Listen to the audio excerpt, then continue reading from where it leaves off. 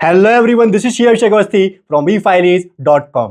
और recently government ने बहुत सारे चेंजेस किए हैं एमएसएमई पेमेंट से रिलेटेड। सर पहले तो एमएसएमई की जो डेफिनेशन के अंदर micro medium and small enterprises की जो लिमिट्स थी उसको चेंज किया गया। देन फिर उसने टैक्स ऑडिट के अंदर क्लॉज नंबर 22 जो है वो पूरा बदल कर रख दिया। And at last clause number 26 के अंदर भी एडजस्टमेंट आई है एमएसएमई पेमेंट से related. So without any further delay let's start the session.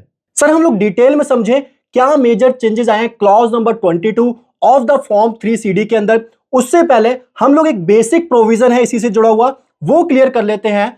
उस सेक्शन का नाम है section number 43B clause H. Sir ये सेक्शन क्या कहता है? तो ये सेक्शन आपका बड़े ही प्यार से एक चीज कहता है कि अगर कोई भी एसएससी कोई भी इंटरप्राइजेस पेमेंट कर रही है किसको? सर स्मॉल को और माइक्रो इंटरप्राइजेस को। ठीक है सर, यहां तक क्लियर है।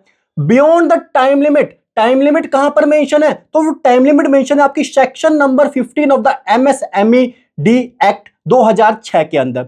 हमने कहा ठीक है सर जी, तो उस एक्सपेंस को हम लोग क्या कर देंगे? हम उस एक्सपेंस को पेमेंट बेसिस पे अलाउ करेंगे, एक्रुअल बेसिस पे उस ईयर के अंदर अलाउ नहीं करेंगे। हमने बड़े ही आसानी से ये प्रोविजन समझा।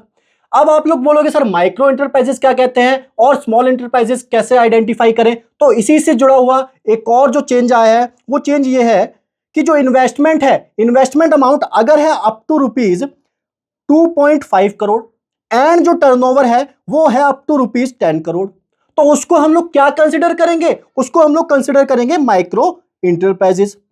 अब हम लोग बात करें स्मॉल इंटरप्राइजेस किसको कहेंगे? तो अगर इन्वेस्टमेंट अमाउंट है आपका अप टू 25 करोड़ एंड आपकी जो टर्नओवर है वो है आपकी रुपीज 100 करोड़, तो हम इसको क्या कंसिडर करेंगे? हम इसको स्मॉल इंटरप्राइजेस कंसिडर करेंगे।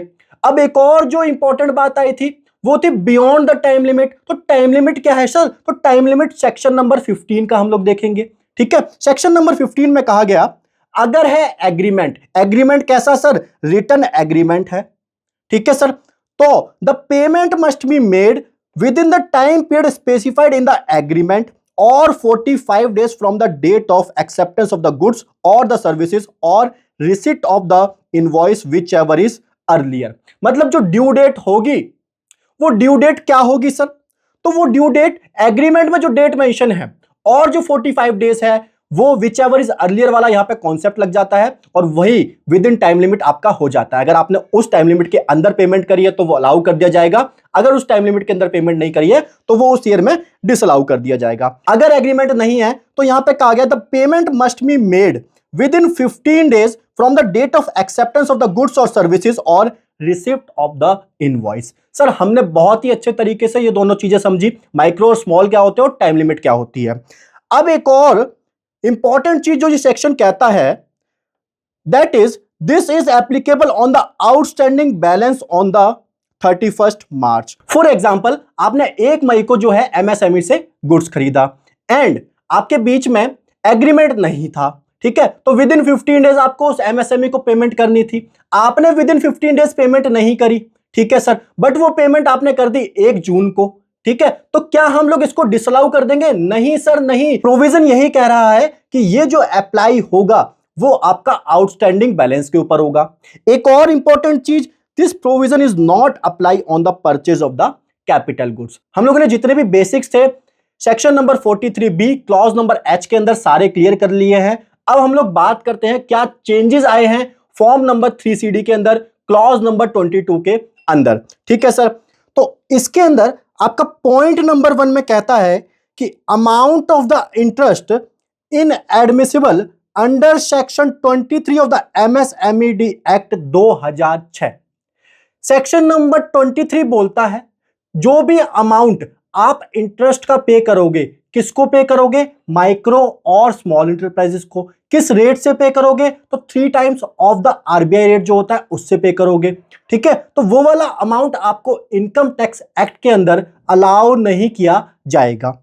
यही यहां पे आपको क्लॉज नंबर 22 के अंदर अमाउंट रिपोर्ट करके चलना है। वही यहां पे लिखा गया है कि if the buyer fail to make payment, sir किसको? माइक्रो और स्मॉल इंटरप्राइजेस को, within time limit prescribed under section 15 days जहां पे एग्रीमेंट नहीं है और 45 डेज जहां पे आपका एग्रीमेंट है। तो सेक्शन नंबर 16 कहता है कि आपको कंपाउंड इंटरेस्ट देना पड़ेगा at a 3 times the RBI bank rate, payable from the date of default, जब से आप डिफॉल्ट करोगे तब से आप इसको पे करके चलोगे। However, as per section number 23, such interest shall not be allowed as a deduction under income tax act. यही वाला अमाउंट आपको क्लॉज नंबर 22(1) के अंदर रिपोर्ट करना है।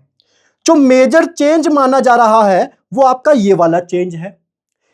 पॉइंट नंबर 2 में आपका कहता है कि total amount required to be paid to the micro और small enterprises as referred in section 15 of the MSMED act during the previous year. पिछले साल के जितने भी आपके सेक्शन नंबर 15 में माइक्रो और स्मॉल एंटरप्राइजेस को आपको अमाउंट पे करना है, जितनी भी आपने इनवॉइस रेज करी है, जितनी भी आपने परचेस करी है इन लोगों से, वो वाला अमाउंट आपको क्लॉज नंबर 22(2) के अंदर रिपोर्ट करना है। यहां पे वही लिखा गया है कि include only those invoice raised in current financial year, मतलब फाइनेंशियल ईयर 24-25 का जो है वो यहां पे आपको रिपोर्ट करके चलना है टोटल अमाउंट। अब हम लोग बात करें पॉइंट नंबर 3 की, तो वो पॉइंट नंबर 2 से ही जुड़ा हुआ है, बट इसके अंदर बहुत ही सारी कंफ्यूजन है। तो वो सारी कंफ्यूजन अभी हम लोग 2 मिनट में क्लियर कर लेते हैं, क्योंकि हमने ऊपर सारे बेसिक्स अपने क्लियर कर लिए हैं। Of the amount referred to in point number 2, आपको यहां पे जो आपने पॉइंट नंबर 2 में जो टोटल था ना आपका पे करना है आपको माइक्रो और स्मॉल एंटरप्राइजेस का, उसमें से आपको जितना भी अमाउंट आपने up to time given in section number 15, अगर एग्रीमेंट नहीं है तो 15 डेज में आपने पेमेंट कर दी है, और एग्रीमेंट है तो 45 डेज में जो भी आपने MSMED एक्ट के अंदर पेमेंट कर दी है स्मॉल और माइक्रो एंटरप्राइजेस को, वो वाला अमाउंट आप यहां पे मेंशन करोगे पॉइंट नंबर 3 के ए पार्ट में। एक और चीज जो कि लिखी गई है, not paid up to time given under section 15, मतलब आपने अप टू टाइम पेमेंट नहीं करी है। एंड स्पेशली यहां पे लिखा गया है जो कि आपका इनएडमिसिबल है for the previous year under section 43B clause number H के अंदर। मतलब यहां पे जो पेड वाला आपका अमाउंट है ये तो आपको सारा रिपोर्ट करना है, बट जो नॉट पेड वाला अमाउंट है वो आपका इनएडमिसिबल कितना है, मतलब इनएडमिसिबल आपको अगर मैं कहूं तो ये वाली बात नहीं चल रही है। जो भी आपका आउटस्टैंडिंग बैलेंस होता है ये वाला सेक्शन ही आपका उसके ऊपर एप्लीकेबल होता है। तो नॉट पेड में आपका जो भी क्लोजिंग बैलेंस वाला अमाउंट होगा, वो जो पे नहीं किया गया है सेक्शन नंबर 15 के अकॉर्डिंग, वो वाला अमाउंट आपको यहां पे मेंशन करके चलना है। होप सो आपको ये समझ में आ चुका होगा। नहीं समझ में आया तो आप समरी से इसको समझ लो कि not paid up to the time given under section 15 but paid before 31 March not reporting, मतलब ड्यूरिंग द ईयर जो भी आपने अमाउंट पे कर दिया है, भले ही वो सेक्शन नंबर 15 के हिसाब से उस लिमिट में फॉल नहीं करता, उस लिमिट के बाहर जाके आपने पेमेंट करी है, बट वो वाला अमाउंट आपको यहां पे रिपोर्ट करने की जरूरत नहीं है। जो भी आपका 31 मार्च को आउटस्टैंडिंग बैलेंस आ रहा है, वो अगर आपका within time limit as per section number 15 of the MSMED act के अकॉर्डिंग अगर पेमेंट नहीं हुई है, वो वाला अमाउंट आपको यहां पे पॉइंट नंबर 3 के बी पार्ट में यहां पे रिपोर्ट करके चलना है। बहुत ही ज्यादा कंफ्यूजन थी, बट लॉ ने तो काफी क्लियरली यहां पे एंड लगा दिया है। अब बाकी समझने वाले की समझ के ऊपर ये वाला प्रोविजन। ठीक है सर, एक और सेक्शन में जो चेंज आया है MSME से रिलेटेड ही, वो है आपका क्लॉज नंबर 26। क्लॉज नंबर 26 में अभी तक कोई भी MSME वाली रिपोर्टिंग नहीं होती थी, बट यहां पे क्या बोला गया, मैं आपको प्रोविजन के थ्रू समझा के चल रहा हूं कि यहां पे कैसे स्ट्रक्चर किया गया है इस फेस को। तो पॉइंट नंबर 1 में आपके words, brackets and later clause ABCDEFG 43B के क्लॉज है, इसके बाद आपका H आता है, तो ये हटा दिया गया है। मतलब अब आपको क्लॉज नंबर 26(1) के अंदर क्या रिपोर्ट करना है, 43B की पूरी रिपोर्टिंग करनी है। मैंने क्या बोला है, मैंने बोला है आपको क्लॉज नंबर A के अंदर करनी है खाली।